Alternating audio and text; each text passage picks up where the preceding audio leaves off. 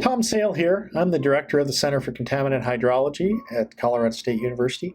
And over the years, we've made a bunch of videos, and herein Emma Schmidt is helping us recompiling and recompose these videos done by numerous students with voiceover explaining some of the key things. So what you're seeing here is work done by Allison Hawkins for her master's thesis, and she's got a sand tank. The horizontal bar, those are 1 centimeter marks, and there's a medium sand where you see a yellow fluid, which is actually diesel, and then there's a finer grained inclusion here. It says 80, and then that's a silt. And so you're seeing petroleum liquids move through soils and groundwater, and in particular in a heterogeneous media. And heterogeneity, having a wide range of different soil types, is super important to understanding and managing these problems.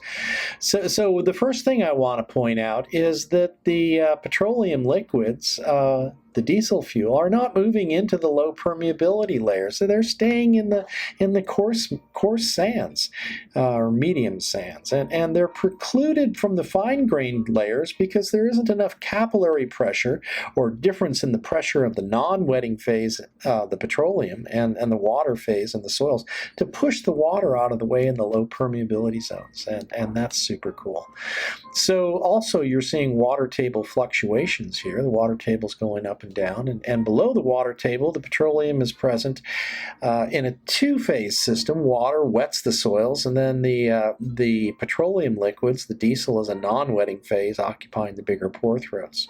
And so that's a two-phase system. And in two-phase systems, petroleum liquids tend to move along the paths of the largest pore throats and apertures, and that really doesn't show up here.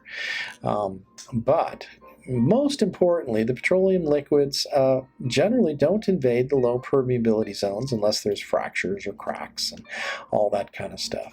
So the other thing you're seeing here is water table fluctuations. And so below the water table, petroleum's, it's a two-phase system. But then above the water table, it becomes a three-phase system with water wetting the soils, air being the non-wetting fluid, filling the large pore throats, and petroleum as an intermediate fluid between the water and the air. And above the Vadose zone, the NAPLs tend to spontaneously imbibe as a sheen would across the air-water interface, leading to largely contiguous bodies of petroleums in soils, in coarse soils.